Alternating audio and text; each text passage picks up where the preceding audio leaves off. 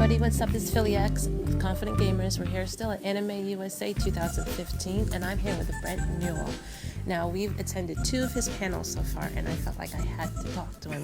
Thank you. Out of all the events that we've ever covered, all the panels that we've ever attended, you have an amazing way of just speaking and just sharing the information, because we can feel the passion about what you're talking about, and it just really grabs people in. When you said that we were in there for an hour and 20 minutes, I was just like, you're kidding me. We can keep going.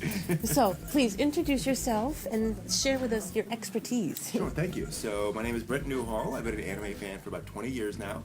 Got involved in the mid-90s, and I've been around for so long. I've seen a lot of shows, and I've been able to invest in books and research and stuff about anime, and I've always found that the best way to understand something is to understand where it came from. So I started researching the history of anime, why shows were the way they were, and that just kept on expanding and expanding to more stuff. It's an onion. You kind of keep on going forever. So what was the first anime that really drew you in and kind of sucked you in? So I have 3 answers to that. Okay. As a little kid, my favorite show was Voltron. That was it. There was something about like the science fantasy of it. It was just different enough to really intrigue me, and I realized since that there was kind of that Japanese approach to the storytelling that got me. Then a couple years later, in my teen years, the Sci-Fi Channel would show these things called the Festival of Anime.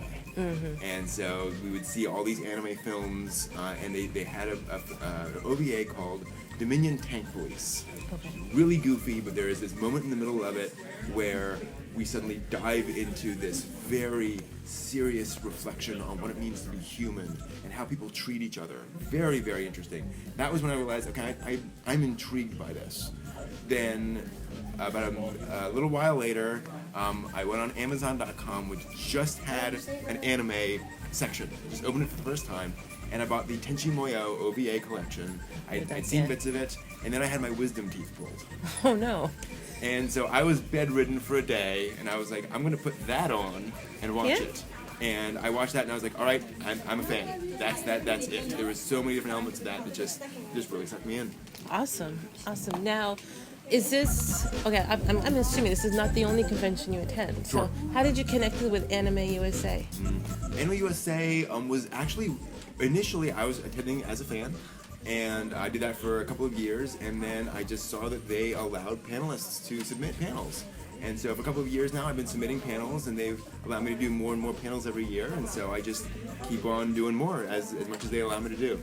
Do you try and reach out to other conventions in the area? So I do Otakon and Katsucon pretty much every year, the 2 other big ones in the area, and then there are a couple other smaller ones that I do as much as I have time to.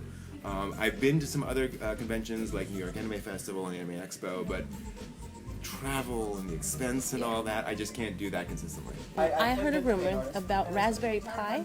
Yeah. So tell me about your experience with Raspberry Pi. So I got really interested in these little mini computers, and I now have, I think, 5 of them at home. Okay. And the big thing that I started using them for is making a media center.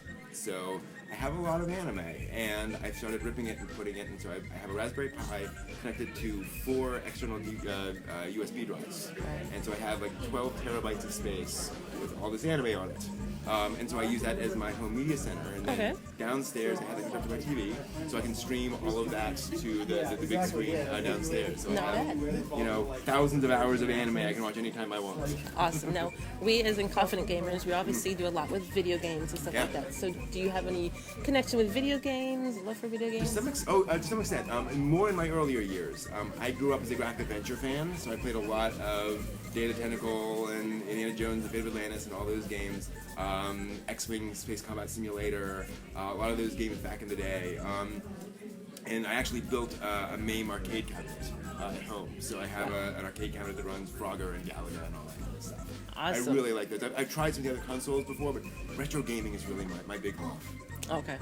Now, I think you mentioned during one of your panels you have a podcast. Can you share a little bit about that? You bet. So our podcast is called Geek Spectrum. Okay. It is a podcast. It originally focused primarily on anime. We've been expanding that to talking about other topics, Japanese culture, and other things as we have time. We're working on a Raspberry Pi show, actually. Awesome. We like to do more video games, and we're looking for like video game hosts and things to help us out with that. And so it's really about the whole geek spectrum. There are so many different aspects to it. Yep. And so we're just trying to kind of help people understand that better and dig deeper into those topics so they understand what it all means. All right, awesome. Well, we'll definitely make sure we get all that information we can put on our website. Awesome. And I just want to thank you so much for your time. I know you're busy, and I really appreciate you taking the All time to right. meet with me. Thank you for doing this. Appreciate it. All right. Confident gamers, real gamers, keep gaming.